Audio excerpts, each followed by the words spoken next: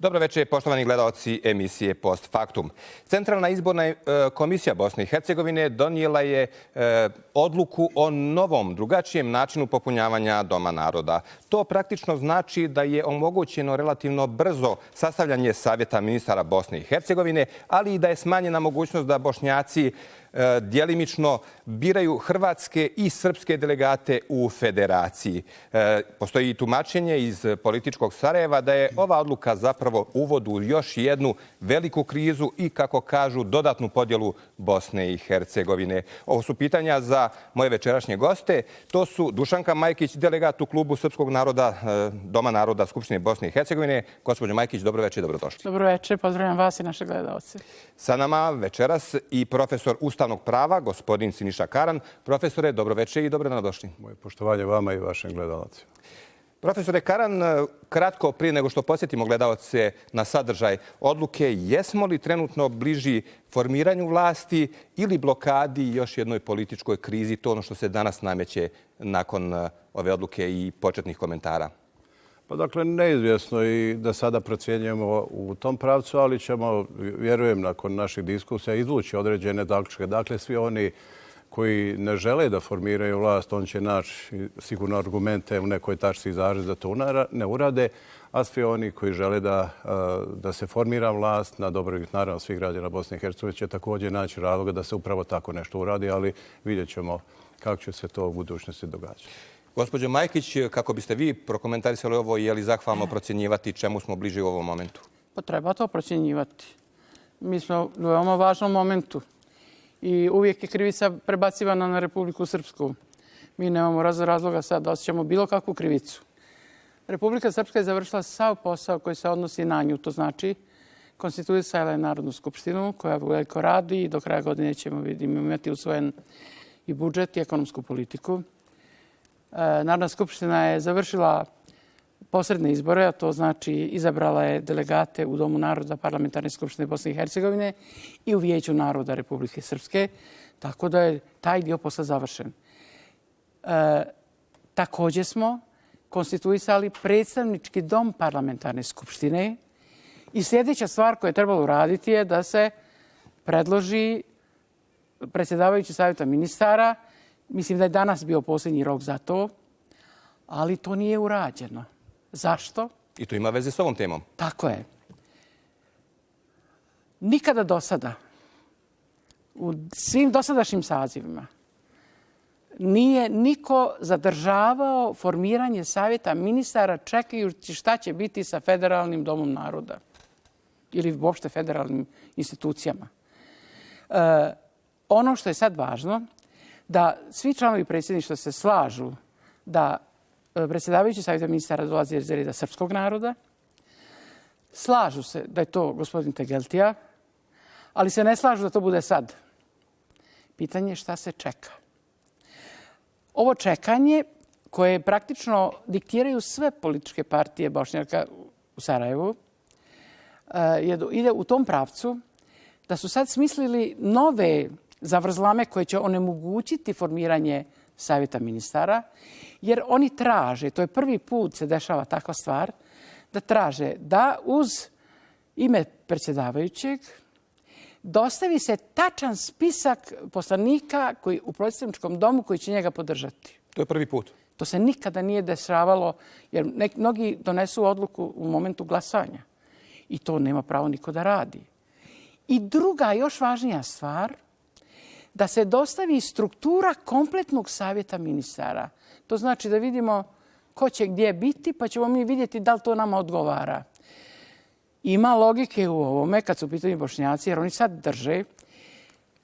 Gospodin Zvizić je istovremeno jedan od članova kolegija u predstavničkom domu, znači zamjenik predsjedavajućeg, i istovremeno je vrši u tajničkom mandatu predsjedavajućeg savjeta ministara i ide kad mu se dogodi poziv da ga gospođa Mogherini pozove na posebne sjednice gdje učestvuju lideri, a on ne pripada toj grupi, ide u funkciji koju treba bi da obavlja član predsjedništva, odnosno predsjedavajući predsjedništva. Dakle, Bošnjaci drže sve poluge i sad je ono što im ne odgovara da Srbi dobiju jednu od poluga koja se odnosi na vlast u Bosni. I u tome vidite uzrok eventualnog blokade. I to je uzrok i to je sada Gdje je granica toga? Dok međunarodna zajednica može da ona koja ih je cijelo vrijeme savjetovala, bošnjačke partije, do tog momenta dok oni to budu tolerisali. Donošenjem odluke CIK-a prestaje sva ova, dakle svi imamo osnov za formiranje vlasti, pa makar išli prema sudovima, sudu BiH, Ustavnom sudu, sad postoji sav osnov da se ide na konstituisanje vlasti, ne čekajući ništa dalje. Ovo je pravi moment da se još jednom posjetimo sadržaja odluke Centralne izborne komisije, načina na koji je donesena i prvih komentara nakon što je objavljena ova odluka. Centralna izborna komisija BiH odlučila je da delegati u Domu naroda u Parlament Federacije budu birani proporcionalno popisu iz 2013. a ne predratnom kako je bilo ranije. To praktično znači da će 2 srpska delegata umjesto iz Sarajevskog kantona, gdje ih je u ovom času mali broj, ubuduće biti birani iz kantona kojim pripadaju i opštine Grahovo, Drvar i Glamoč. Jedan hrvatski delegat koji je ranije biran u Zeničko-Dobojskom kantonu, u kojem je simboličan broj Hrvata, ubuduće će biti biran iz Hercegovačko-Neretvanskog kantona, u kojem je hrvatsko stanovništvo dominantno. Stranke sa centralom u Sarajevu smatraju da su ovom odlukom, kako kažu, prihvaćene posljedice etničkog čišćenja i da je posrijedi podjela države. Najavljuju i tužbu Ustavnom sudu i blokadu izbora delegata nacija po novom modelu. Apelacija će sasvim sigurno biti, a članovima Centralne izborne komisije možemo obećati da će biti predmet rasprave u parlamentu Bosne i Hercegovine i nekih drugih političkih poteza koje ćemo povući. Hrvati zadovoljni dijelom odluke o popisu iz 2013. godine negoduju zbog rješenja po kojem će iz svakog kantona biti biran po najmanje jedan srpski, hrvatski i bošnjački delegat. Ponovo ukazuju na nelogičnost da Posavski kanton u kojem živi 36.000 Hrvata ima jednog hrvatskog delegata, kao i Podrinjski u kojem su samo 24 Hrvata. Kažu da to i dalje daje mogućnost da na papiru hrvatskog delegata iz Podrinja po principu Željka Komšića izaberu Bošnjaci. Ta odluka je u potpunosti u suprotnosti, znači sa odlukom Ustavnog suda Bosne i Hercegovine o legitimnom predstavljanju konstitutivnih naroda.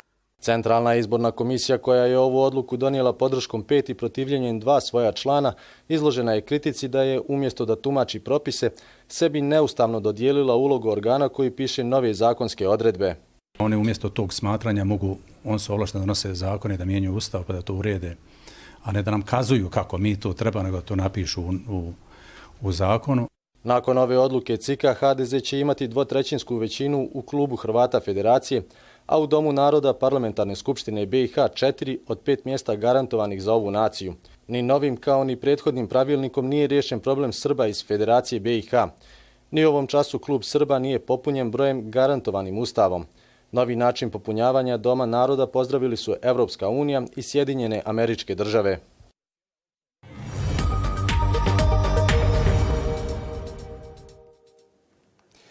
Post faktum televizije Republike Srpske o odluci Centralne izborne komisije o popunjavanju Doma naroda Skupštine Federacije Bosne i Hercegovine. Od ovog časa sa nama je i kolega Zoran Krešić, novinar Večernjeg lista. Kolega Krešiću, prvo dobro večer, zahvalno što ste se odazvali našem pozivu i mislim da je ovo dobar trenutak da vam čestitam. Naime, nezavisne novine proglasile su vas najboljim novinarom u Bosni i Hercegovini za ovu godinu. Iskrene čestitke iz Banja Luke.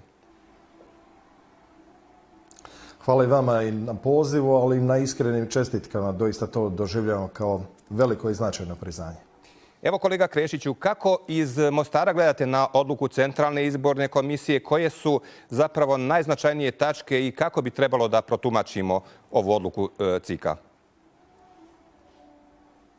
Pa ja bih najprije želio reći uz pozdrav i vašim gledateljima i gostima u studiju da odagnemo bilo kakve dvojbe. Mi živimo u banana republici i samo u banana republikama je moguće da neko tehničko tijelo koje organizira izbore može procjenjivati je li važniji Ustav Federacije, izborni zakon, tumačiti presudu Ustavnog suda i na kraju krajeva donijeti jedan pravorijek sa kojim nitko nije zadovoljan. Dakle, to je jedna apsolutno nemoguća situacija. Zašto to govorim?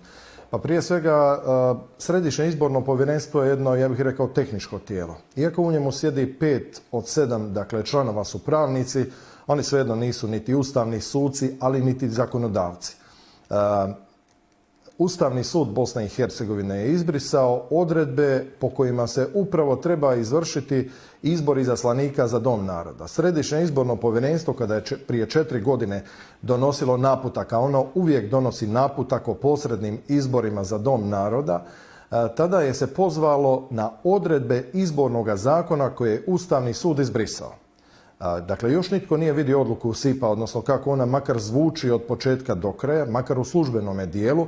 Ja bih volio najprije vidjeti na što su se oni pozvali, jer zapravo nema matematike za određivanje izbora izaslanika, odnosno broja izaslanika iz pojedinih županija. I po meni, ne zato da sad zvučim kao glasnogovornik hrvatske politike u Bosni i Hercegovini, jedini koji su to mogli napraviti jeste Ustavni sud koji je mogao protumačiti dodatno svoju odluku, ako se sjetimo Zakona o kaznenom postupku, pa je dao dodatni naputak kako će se provoditi, ili apsolutno zakonodavno tijelo, a to je Parlamentarna skupština Bosne i Hercegovine.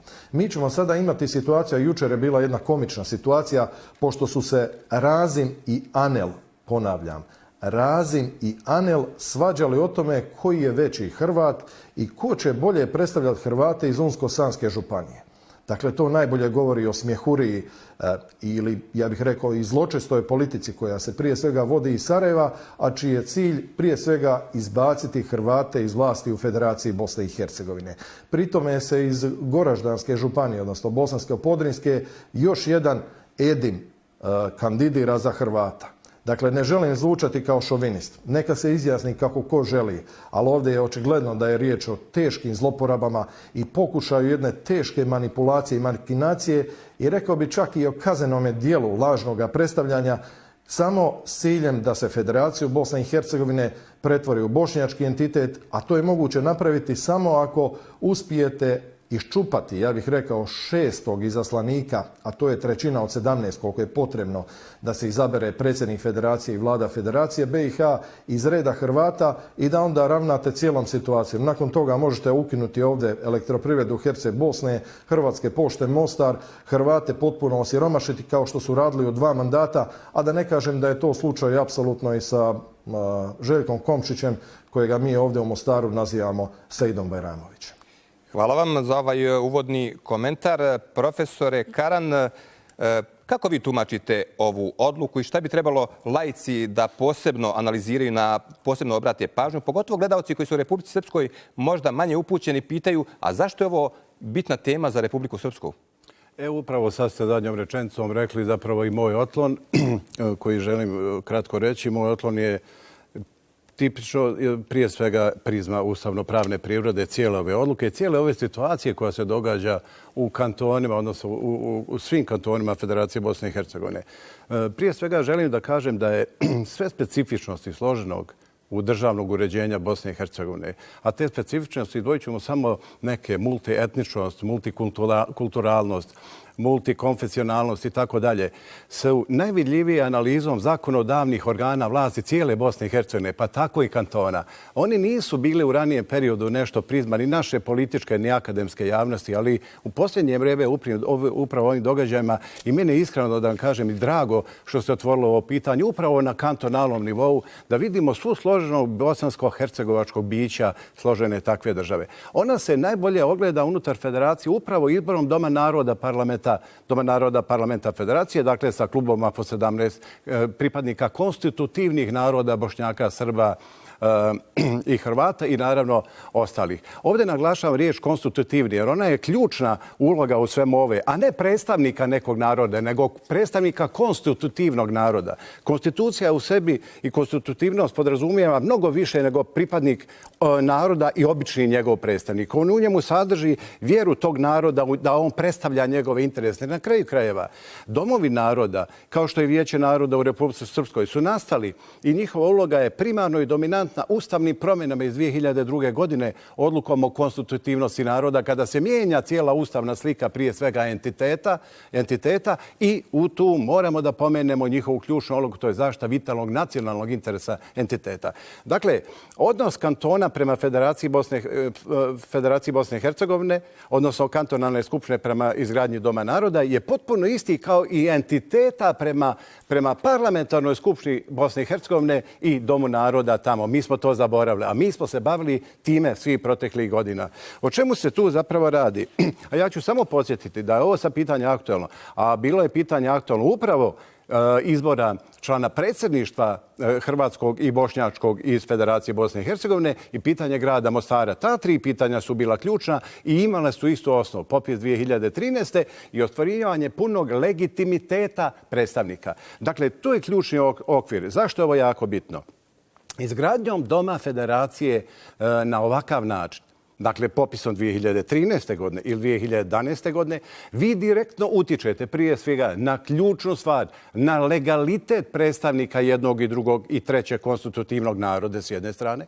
S druge strane, uopšte mogućnost popune, evo imamo prošli saziv, dakle i nedostatak 17 Srba, ni ovaj put to pouzdano znamo, ne bi bez popisa 2013. bilo moguće.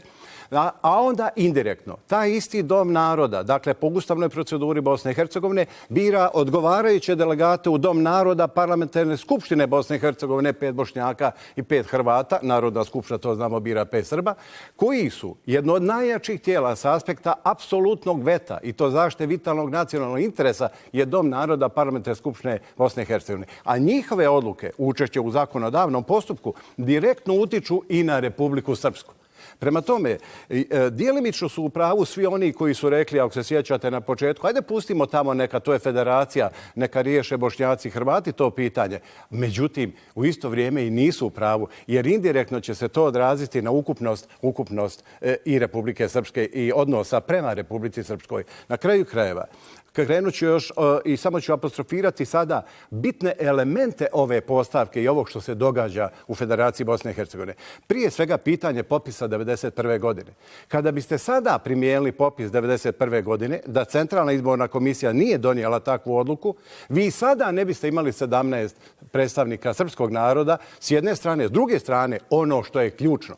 Popis 1991. godine, dakle svi oni koji se zaklinju sada iza tog legaliteta, moramo nažalost reći da ga djelimično imaju, moraju shvatiti da bez legitimiteta konstitutivnog predstavnika padaju principi Bosne i Hercegovine. Onda ne možete reći, ako imate dakle nelegitimne predstavnike i kad konstituišete klubove u Domu parlamenta Federacije Bosne i Hercegovine, 17 Srba, Hrvata i Bošnjaka, a ako nisu oni legitimni, da ćete sačuvati Bosnu i Hercegovinu. Vi direktno uništavate principe i osnove na kojima ova država počiva. Ta država počiva na 2 ključna principa.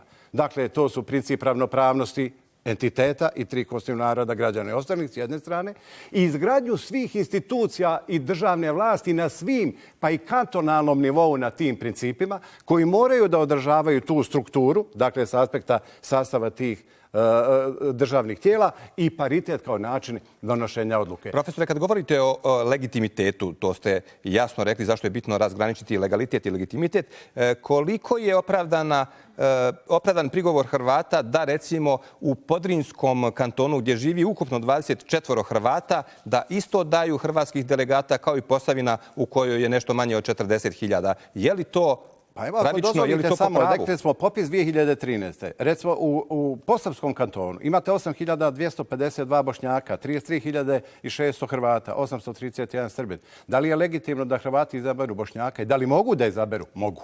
Da li je to legitimno? Nije legitimno. Dakle, da li je u zapadnohercegovačkom kantonu gdje imate 718 Bošnjaka i 93.728 Hrvata, 101 Srbina, da li je legitimno, legalno i normalno, moram to tako reći, izaći iz okvira ustavnog prava i reći da je normalno da sad Hrvati izaberu bošnjačke delegate, a mogu to da urade. Kao što nije normalno da, dakle, u Bosansko-Podrinjskom kantonu gdje imate 24 Hrvata i 22.313 Bošnjaka, oni izaberu Hrvata. I samo moram ovom prilikom konstatovati jednu žalosnu činjenicu da po popisu 2013. godine Srba ima manje nego ostalih u Federaciji Bosne i Hercegovine. To je nevjerovatan podatak. Dakle, imate 79.838 onih koji su izjasnili kao ostali i 56.550 Srba. Ovdje se dakle radi o tome da Bošnjaci, kojih je 1.562.372 u Federaciji Bosne i Hercegovine, mogu da izaberu svoje delegate u hrvatskom i srpskom Srpskom klubu Doma naroda. Time direktno kontrolišu preko ovog što smo sad rekli posrednosti izbora Doma naroda Parlamentarne skupštine Bosne i Hercegovine i apsolutnog veta gore. Pa onda se postavlja, zamislite, pitanje kada se u Domu naroda pokrene jedno pitanje vitalnog nacionalnog interesa, ko njega zapravo pokreće? Šta je smisao toga? Po meni, da budemo potvorno jasni, da sa ustavnog polja pređemo na polje politike. Ovdje se radi o klasičnoj majorizaciji, pokušaj majorizaciji većinskog naroda, ali nažalost, rekli bismo legitimnim putem, zloupotrebljavajući Dejtonski mirovni sporazum, po meni pogrešno tumačeći aneks 7 koji govori o raseljenim izbjeglim licima, koji po meni dominantno govori o povratku imovine, povratku na svoje mjesto, a znamo da su ti aneksi povratka imovine gotovo 100% implementirani. Vi dakle imate potpuni povratak imovine recimo u Republici Srpskoj, a nemate povratak stanovništva. Šta bi sad trebali? Da čekamo 1000 godina da se vrati, neko neće da se vrati. S druge strane, ko je taj koji će sada reći da je povratak završen? Ko je taj? Do kada ćemo mi to po 91. godini? Dakle, beskonačno. I tako dalje, i tako dalje. I naravno, moram još reći, gospođa Majić je sjajno primijetila da se, zamislite, i u ovoj situaciji prebacuje krivica na Republiku Srpsku. Ja ću samo podsjetiti, u posljednje vrijeme sam upratio da se poredi Vijeće naroda Republike Srpske sa Domom naroda Parlamenta Federacije, odnosno da se želi u Republiku Srpsku uvesti dvodomnost. To samo mogu reći politički zlonamjernici i opšti nepoznavaoci ustavnog uređenja Republike Srpske, koja je unitarno uređena i unitarni država nema dvodomnosti, a Federacija Bosne i Hercegovine, sam naziv joj kaže, ima federalni karakter. Tamo postoje federalne jedinice, one se zovu kantoni. Gospođo Majkić, kad je riječ o upravo pomenutom, ovo što je uvaženi profesor Karan pomenuo, ko zapravo treba da kaže je li primijenjen aneks 7 Dejtonskog sporazuma i je li u potpunosti okončan povratak izbjeglih i raseljenih lica? Čini mi se da je decidirano rečeno to mogu parlamentarna skupština i visoki predstavnik. Dakle, to je toliko sramno da oni koji to govore unapred znaju da to nema šanse da se dogodi. To podrazumijeva da o tome postigne dogovor parlamentarna skupština, što ne bi bilo moguće, vidimo kako se dogovaramo. Ili da to kaže visoki predstavnik, to znači da treba visoki predstavnik da bude tu do sudnjeg dana. To znači zauvijek. Bošnjačka politika uvijek zna da visoki predstavnik duva u leđa i što se tiče njih, oni bi ga propisali za sve situacije i za sva vremena. To ne odgovara nama. Ali sad smo došli u situaciju da visoki predstavnik očito mora da napravi poslije ovoga nekoliko koraka unazad. Šta se u stvari desilo? Poslije 40 sastanaka održanih u američkoj ambasadi u Sarajevu, na kojoj su prisustveni različiti akteri, dakle oni koji su vlast bili u prošlom sazivu, gdje je ova priča, znači na 40 sastanaka pričana, sad su se oni koji su bili najveći oportunisti da se stvari udese prije izbora, oni sad pričaju priču kako je to sramotno da uradi Centralna izborna komisija, kako je sramotno da se to na ovaj način dešava, kako Centralna izborna komisija nije zakonodavac, a pritom su sve učinili da oni koji su zakonodavci to ne izvrše. U tome je najveći problem.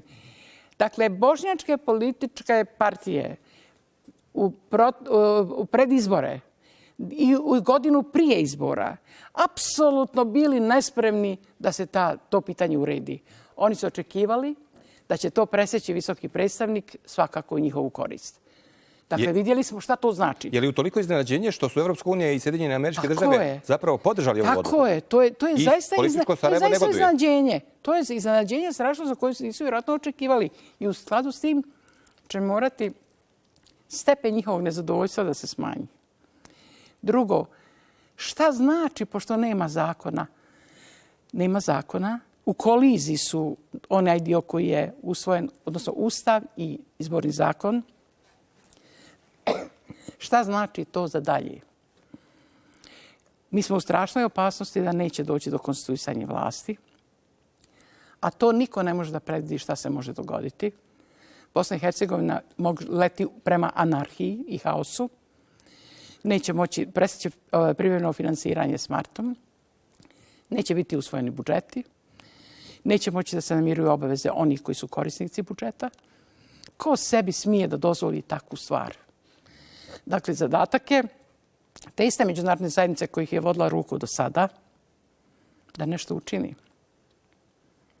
Ako to ne učini, ona će morati da snosi posljedice jer je učestvovala u svemu ovome. Još samo nešto.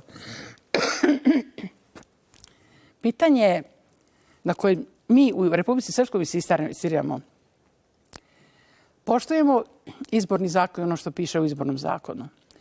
Ali po nama ono što je važnije je Ustav.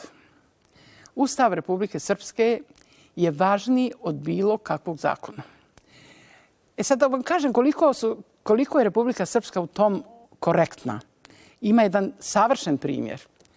Predsjednik Dodik je mogao, što se tiče izbornog zakona Bosne i Hercegovine, da se kandiduje po 3. put za mjesto predsjednika Republike Srpske. Izborni zakon to omogućava? To mu zakon izborni omogućava, ali mu ne omogućava to Ustav Republike Srpske. Dakle, zato mi toliko stojimo iza toga da je Ustav osnov, pa makar i to pisalo u izbornom zakonu.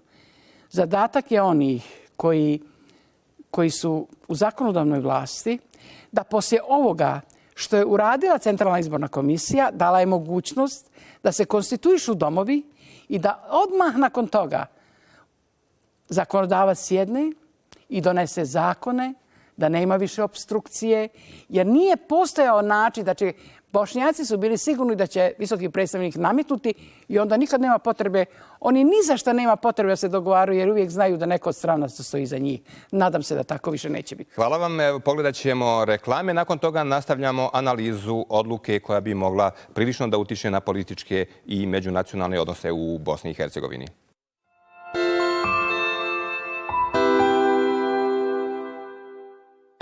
Draga djeco, Bingo je i ove godine pripremio predivne paketiće po super cijenama. Paketići Bingosi već od 5 km i veliki paketić Snješko za samo 13,95.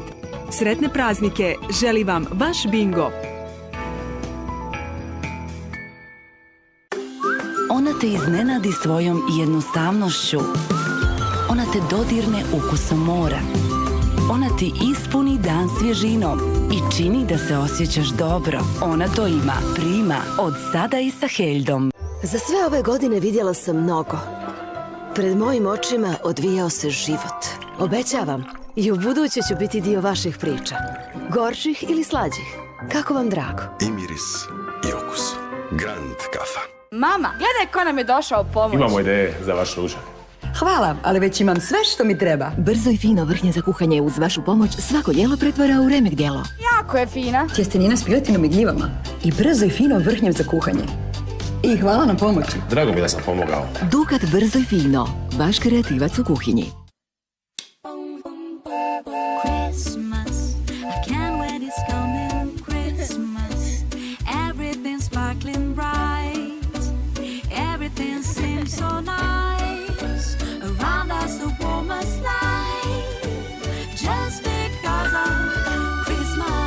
Nutella. Recept za još ljepši Božić. Kada nas grize savjest, mi grizemo svašta nešto. Za zaboravljene godišnjice predlažemo burmu, pesnicu ili kravatu. A kad želiš da tvoja savjest bude mirna, tu je wellness sa bogatim ukusom naranđe i čokopreliva. Ne grizi savjest, zagrizi wellness. Ferrero Rocher jedinstven je dar uz koji će vaši blagdani zasjeti posebnom svjetlošću. Najbolji lješnjaci i najkremastija čokolada. Ferrero Rocher u savršenom zlatnom omotu učinit će vaše zajedničke trenutke još ljepšima. Ferrero Rocher, neka vaši posebni trenuci zablistaju.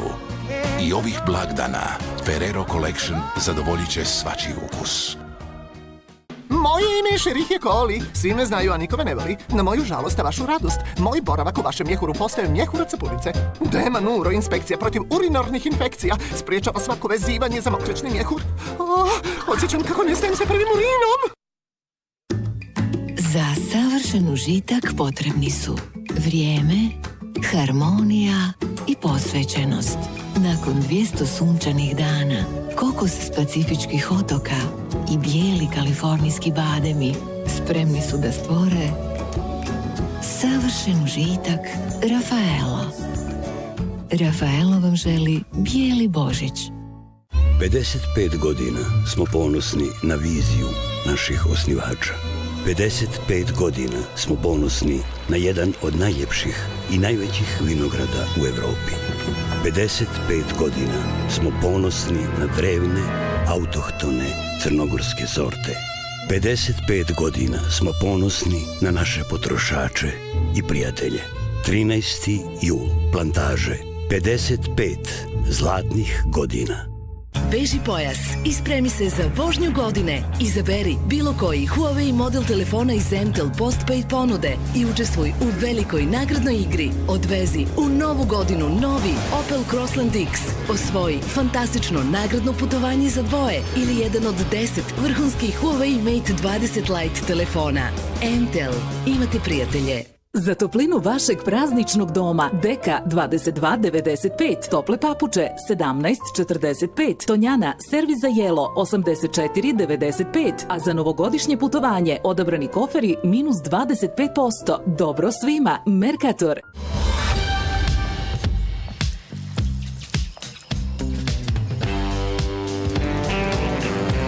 Daring Woman, novi ženski miris Bruno Banani, samo za odvažne, sa novom Time Release tehnologijom.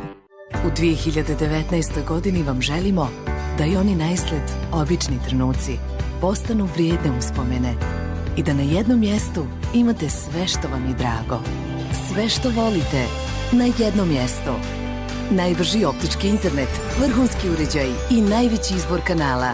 Izaberite jedan od MTEL paketa i dobijate do 400 km plus HBO paket gratis do kraja marta. MTEL. Imate prijatelje. Tata, zašto oblaci plaču? Oblaci ne plaču, oni nemaju osjećaje. Osjećaje? Da, to je nešto što osjećaš tu, unutra. Kao radost? A odakle dolazi radost? Možda od nečega tako malenog kao... Surprise! Ukusna čokolada Kinder koju djeca obožavaju. Otkrite kako se zabaviti zajedno. Kinder Surprise. Radost dolazi iznutra. Ako možeš da ostaneš hladan kada sve oko tebe ključa, ili da svakom zrnu svog bića daš viši smisao. Ako možeš da dozvoliš da ti iskustvo začini život, a da gorčinu doživiš sa razumevanjem. Ako možeš u oluji da se odupreš talasima, ili da se snažno odgodneš od dna, shvatit ćeš da u sebi imaš sve što ti treba. I tada ćeš znati šta je pun ukus života. Jelen pivo.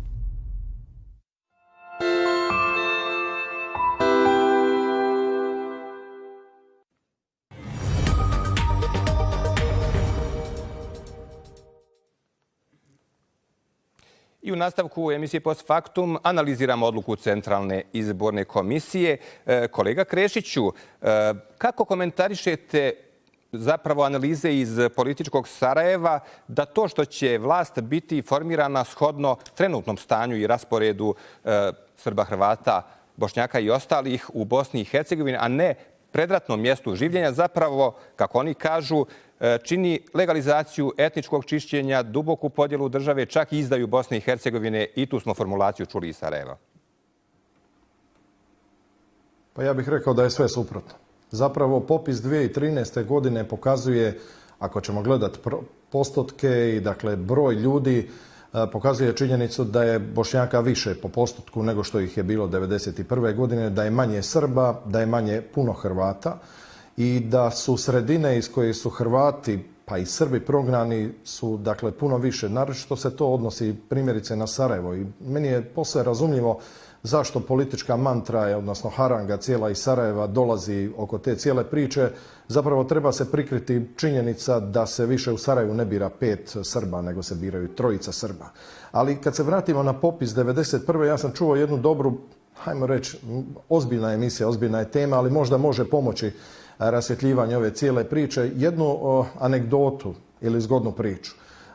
koji mi je ispričao jedan kolega. On je cijeli promatra cijele ove političke procese, pa je onda usporedio to na ovaj način. Došao čovjek kojemu je tlak, dakle krvni pritisak, skočio 220, 180 kod liječnika i odmah ga na sumu smještaju u bolnicu, kažu hitno morate ostati u bolnici. A on mu odgovara, ali oprostite, ja sam 91. imao 120/80. Ali, svi razumijemo šta je pisac htio reći. Dakle, on će svejedno ostati u bolnici. Bosna i Hercegovina jest bolesnik i to stanje treba definirati tako kako jeste i treba pristupiti općenito rješavanju. Kada je u pitanju popis 1991. godine, ja također moram reći, prije nekoliko dana sam pisao jedan tekst u Večernjem listu u kojemu sam kontaktirao ljude koji su predstavljali vlast u Bosni i Hercegovini 1991. Taj popis, ali što je jedan od velikih mitova i Dejtonskog mirovnog sporazuma i svega ostalog, nikada službeno nije objavljen, niti je službeno verificiran, što samo po sebi otvara veliki broj pitanja postoji li uopće popis 1991. godine. A kada se to pomakne korak naprijed i kada se vidi ono što jesu preporuke, odnosno ono što bi trebalo biti kao rezultat izračuna 1991. ili 2013. godine, dakle u pitanju je tek uvjetno kazano nekoliko mandata. Ali tih mandati su jako značajni. Najvažnije je ovdje ovo razumijevanje ove cijele priče je, makar što se tiče hrvatske strane, jer većinu Srba i onako biraju Bošnjaci. Evo, da vas ražalostim na izvjestan način da kažem, odnosno bošnjačke političke stranke, ključna se bitka vodi za Zeničko-Dobojsku županiju. Tamo se biraju 2 izaslanika iz reda Hrvata. Sad me dobro pazite. Dakle, prije 4 godine u tu skupštinu Zeničko-Dobojske županije, dok se bošnjačke stranke očito nisu organizirale dovoljno dobro, bila su samo 2 Hrvata u skupštini Zeničko-Dobojske županije. I obojica su dolazila iz HDZ-a i obojica su završila u Domu naroda. Ove godine, dakle na ovim izborima, čak SDA, SBB, sve dakle bošnjačke stranke, ukupno je 9 Hrvata izabrano u Zeničko-Dobojskoj županiji.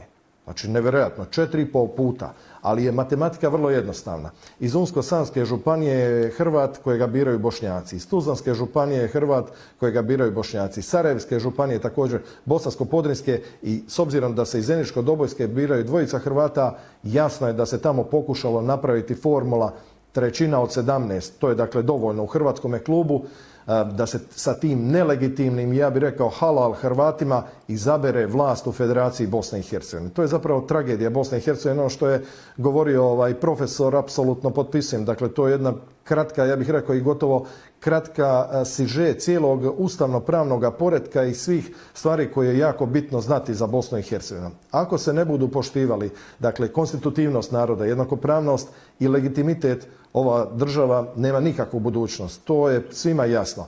Oni koji žive u zabludi, prije svega sarajevska politička mantra kako će preko takozvanih građana, kao što je Željko Komšić, izgraditi neko društvo u kojem će biti moguće provoditi hegemoniju i asimilirati u ovome slučaju Hrvate, a sutra vjerojatno i Srbe, vjerojatno ne računaju na to da će se iz reda ova 2 naroda žestoko na to oduprijeti. Mislim da to, ne da mislim, nego sam posve siguran da to nikad neće uspjeti, ali nažalost svi ćemo izgubiti jako puno godina, jako puno ljudi će zbog te političke nestabilnosti i svake druge otići iz ove zemlje i to je zapravo nesreća za sve zajedno. Kolega Krešiću, ako može još jedan kratak komentar, koliko je to moguće, naravno, shodno kompleksnosti pitanja. Kako komentarišete izjavu gospodina Nermina Nikšića da ako bude zaživjela ova odluka, da HDZ ima apsolutni monopol u Domu naroda, pojednostavljeno rečeno, i da SDP, Demokratska fronta, naša stranka, više apsolutno nemaju osnova i razloga da postoje?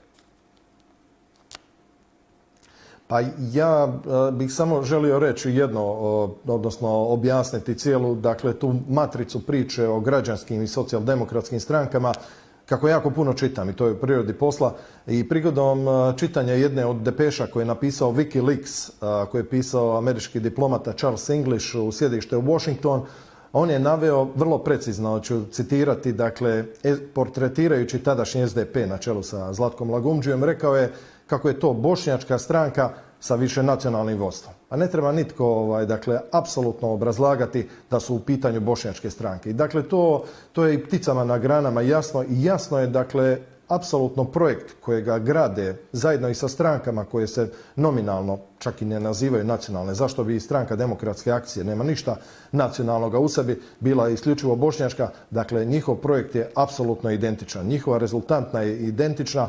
Cilj je federaciju pobošnjakiti i napraviti, dakle, federaciju, odnosno malu bošnjačku državicu. I mislim da je to apsolutno ispunjenje toga cilja kojega očekuje političko Sarajevo. Hvala vam, kolega Krešiću. Gospođo Majkić, saglasni ste bili sa većinom stavova, ako je suditi naravno po gestikulaciji. Je li zapravo na sceni svojevrsna koalicija vođstva Republike Srpske, koji predstavlja većinski srpski narod, i HDZ-a u ovom slučaju? Dobro, to nije isto rečeno. Dakle, mi smo, držeći se onoga da nikom ne želimo da biramo mi predstavnike, da ne želimo da nama niko bira predstavnike, mogli smo razumjeti problem koji hrvatski predstavnici imaju. Ali ono što obeshrabruje u svojoj ovoj situaciji, što dovodi u pitanje opstanak ovakve zemlje, je upravo u tome. Ne postoji ni jedna stvar o kojoj bi se mogli dogovoriti, a da ona redukuje bošnjačke dosadašnje stečene navike koje su stvorili ili što im je dato nekim i Dejtonskim sporazumom ili ne znam čime, ili tumačenjima Ustavnog suda Bosne i Hercegovine koji propisuje stvari koje sam na osnovu svojih načela, nema zakona, nego on to sam prepisuje šta bi trebalo, a šta ne. Dakle, u takvoj konstelaciji snaga ni ovo neće biti moguće dogovoriti. Bez obzira na svu ovu viku iz federacije, ako stranci budu insistirali da odluka Centralne izborne komisije ovakva kakva je ostane, jer da ne dozvole da se sve surva, a ovo je već prilika da se sve surva, onda ne postoji uopšte mogućnost da politički akteri bošnjačke provinijencije uopšte donesu odluku da sjednu za sto i da bilo kakvu povlasticu naprave. Mi smo pokušali mnogo toga da sjednemo i da govorimo o Ustavnom sudu, o sudu, inače o pravosuđu u Bosni i Hercegovini. Vidjeli ste koliko su nas zamajavali tim strukturalnim dijalogom koji je bio pa nije bio. Dakle, to su otvorene provalije i svaka provalija je sve veća. Doskora su samo Srbi o tome govorili. Evo sad su i Hrvati vidjeli da to nigdje ih ne vodi i da moraju oni da se ozbiljno angažuju oko toga. Dakle, Bosna i Hercegovina u ovom momentu prebacila je i jedan i drugi narod, znači i Srbi i Hrvati. Lopticu su prebacili u dvorište Bošnjacima. Oni to neće ništa uraditi ukoliko ne budu imali insistiranje međunarodne zajednice, prvenstveno mislim na Europsku komisiju i Američku ambasadu. OHR neće smjeti ništa uraditi ako nema saglasnost PIK-a, jer PIK mora dati saglasnost samo u slučaju da niko drugi ne klima glavom. Pošto smo unaprijed dobili saglasnost sa dva važna mjesta, da ovo što je uradio Centralna izborna komisija, da je to sad jedino, nemamo ništa drugo ako nećemo da idemo u haos i anarhiju. Da. To je dakle novi moment koji se pojavljuje na... Dakle, nema drugog načina. Kad bi mogli sutra da sjednemo i da se dogovorimo, neće Bošnjaci pristati nikada na bilo šta što bi mogao biti ustupak. Profesore Karan, šta proceduralno dalje? Stranke sa sjedištem u Sarajevu najavile su apelaciju u Ustavnom sudu, a bošnjački član predsjedništva tvrdi da već zna kakva će biti ta presuda i da će pasti odluka Centralne izborne komisije. Pa dakle, evo, gotovo u nekom zaključnom, evo, mislim da smo svi otvorili na pravi način ovu temu i mislim da je jasno i našim građanima o čemu se ovdje radi. Neki su pokušali pitanje 1991. godine postaviti kao tehničko pitanje. To nije tehničko pitanje, to je suštinsko pitanje. Ali sa ovog aspekta da je sada popis 1991. godine fikcija, on ne odgovara stvarnosti Bosne i Hercegovine 2018. godine. I kako je kolega dobro primijetio, ni taj popis nikada nije verifikovan zbog opštine Kupres. U toj opštini je bilo problema i pošto je to bila 1991. zato nije nikad i verifikovan, ali se uzma kao osnov. Ono što jeste danas Bosna i Hercegovina, to je 2013. Ako vi gradite državne institucije na bazi pariteta i 1991. godine, onda vi pravite i fiktivne institucije sa fiktivnim predstavnicima svakog nekog naroda, a taj narod nije fiktivan. Taj narod je stvaran. On živi ovdje i on je konstitutivan. A sada smo upravo rekli, kolega je to također, lijepo smo apostrofirali šta se desilo 2013. godine. Evo malo prije smo pročitali neke od tih podataka. Nažalost, ovdje se sada do kraja otvorilo ono o čemu pričamo 23 godine nakon Dejtonskog mirovnog sporazuma. Da su prije svega većinski narod, bošnjački narod, raznim putem visokog predstavnika, OHR-a, međunarodne zajednice, raznim oblicima pritisaka, puzećom metodom, danas napravio Bosnu i Hercegovinu koja ne odgovara svom ustavu. Da li danas može neko da zamisli Bosnu i Hercegovinu samo na bazi svoga ustava? Ustav i ova država ne odgovaraju jedno drugom. Takva razlika nominalnog i stvarnog se nije nikad desila u istoriji. I upravo ovo, nažalost, međunarodna zajednica, mislim da će proraditi pragmatizam kod njih i kod tog nesretnog, ja često kažem, Ustavnog suda u kome 2 pripadnika jednog naroda i 3 strance donose ključne sudbonosne odluke za ovaj narod. Svi skupa moraju da shvate, kao što je rekla sad gospođa Dušanka Majkić, dovešće nas u teške konflikte. Moraju da shvate da postoje granica ovakvih nastojanja, tihih, laganih u varijanti da ćemo svi to da preskočimo, da ćemo to da prihvatimo, da će oni uspjeti da izaberu svoga Hrvata i svoga Srbina, ko što i rade sve ove godine, a mi smo znali za to. Ali sada kad se otvorilo ovo pitanje, sada otvoreno svi kažemo, neće ni jedan više narod trpiti neautentičnog svoga predstavnika. To mora shvatiti prije svega bošnjački narod. Hvala vam, profesore Karan. Kolega Krešiću, završno pitanje u emisiji u kontekstu odluke Centralne izborne komisije, ali i deklaracije Hrvatskog sabora o položaju Hrvata u Bosni i Hercegovini. Kakvi će biti odnosi Hrvata i Bošnjaka u Bosni i Hercegovini, ali i Hrvatskoj? Je li tu došlo do dodatnog udaljavanja? Pa dopustite samo prije nego što vrlo kratko ću reći. Moguće da će se čak stvari i ubrzati u rješavanju ukupnog ovoga, dakle ja bih rekao kuršlusa, kako bi rekli Njemci. Dakle, ukoliko Ustavni sud vrlo skoro donose odluku o apelaciji gospođe Borjane Krišto. Ona se upravo odnosi oko ovoga suštinskog pitanja kojega je postavio i Središnje izborno povjerenstvo, da se iz svake županije bira po jedan Srbin, Hrvat, Bošnjak ukoliko je izabran u tamošnje županijske skupštine. Dakle, hrvatski predstavnici smatraju da to apsolutno ne odgovara, dakle, niti da je osigurana razmjernost, niti da je osiguran legitimno političko predstavljanje. Jer zapravo Edin Fejzić iz Goražda posve sigurno ne predstavlja tamošnje Hrvate, niti će to Razim ili Anel iz Unsko-Sanske županije predstavljati. A kada je u pitanju pak ovaj dio priče oko deklaracije Hrvatskog sabora, mislim da je bilo konačno vrijeme. Zapravo kad pogledate i malo prije smo spominjali Vijeće za provedbu mira, dakle PIK, tamo Hrvati zapravo nemaju nikoga kao svoga predstavnika. Republika Srpska makar ima Rusiju. Bošnjačka strana ima Tursku koja je apsolutno na njihovoj strani. Tu su predstavnici raznih država. I konačno je Hrvatska kao zemlja, kao potpisnica Dejtonskog mirovnog sporazuma koja jamči za sve unutarnje paragrafe koji su se zapisali u Dejtonskom mirovnom sporazumu progovorila o onome o čemu su se zapravo vođe u Dejtonu dogovorile. Samo nisu precizno napisale. Ono što je problem je da posve sigurno 3 zaraćene strane, Srbi, Hrvati i Bošnjaci u Dejtonu nisu potpisali da se dogodi Željko Komšić i da Hrvate varaju na toj razini. To je zapravo notorna laž. Mi smo bili zaraćene strane i ne trebaju me uvjeravati bilo tko da je on predstavnik, čak niti legalni. Posve, dakle ja sa punom, kako kažu i materijalno i svakom drugom odgovornošću, kažem da on nije legalni, niti legitimni predstavnik Hrvata. I vrijeme je da prestanemo se više lagati, jer zapravo sve ovo teško podsjeća i na raspad Jugoslavije. Ja imam 4 djece, ja ne želim da moja djeca žive u takvoj neizvjesnosti, želim puno bolju i Bosnu i Hercegovinu, i susjede, i Srbe i Hrvate. Ali dopustimo da se najprije međusobno priznamo i da se uvažavamo u svim svojim identitetima koje imamo.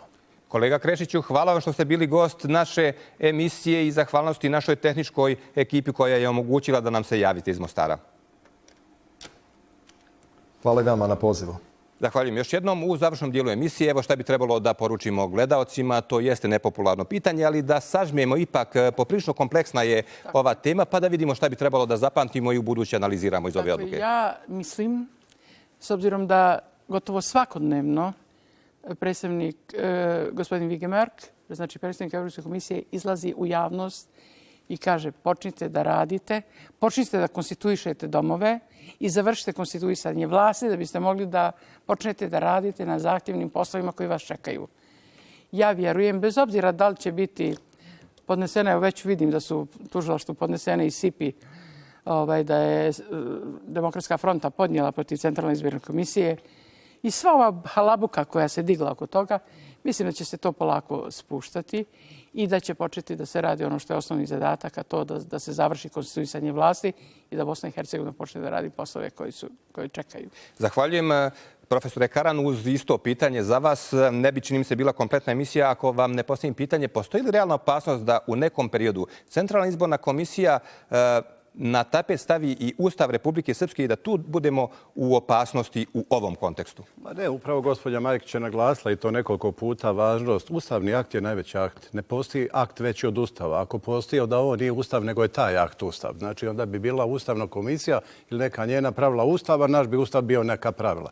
Dakle, ne možemo o tome govoriti i tu se potpuno slažemo. To je stvar potpuno jasna. Narušio se prije svega osnovni princip ustavnosti, ključni princip pravne države, vladavine prava i tako dalje i tako dalje. Ovdje bih samo kao zaključno, ako dozvolite, rekao da je stvar zapravo za Bosnu i Hercegovinu na tragu ovo što je kolega Krešić rekao, da se ne pogrešimo svi ovdje pogrešno i shvatimo. Naša želja da 3 konstitutivna naroda i 2 entiteta žive u slozi, onako kako je to zacrtano Dejtonskim sporazumom, a to je ravnopravna 2 entiteta i ravnopravna 3 konstitutivna naroda, građani i ostali. Dakle, vratimo se u Ženevu i New York 1995. godine, kada smo se to dogovorili i smatrali i takvu Bosnu i Hercegovinu gradili, a ne ovakvu kako neko misli, da izvrda upravo taj Dejtonski sporazum zapravo pod formom tumačenja i tako dalje. Vratimo se na izvorne principe Dejtonskog sporazuma i nijedan narod neće biti u problemu. Gospodine Karan, gospođo Majkić, hvala mnogo što ste pokušali, nadam se uspjeli da djelimično približimo ovu kompleksnu temu našim gledalcima. Naravno, zahvalnosti i našem gostu Zoranu Krešiću iz Mostara. Poštovani gledalci, hvala i vama za pažnju. Ostanite uz program Televizije Republike Srpske i želim vam ugodnu i laku noć.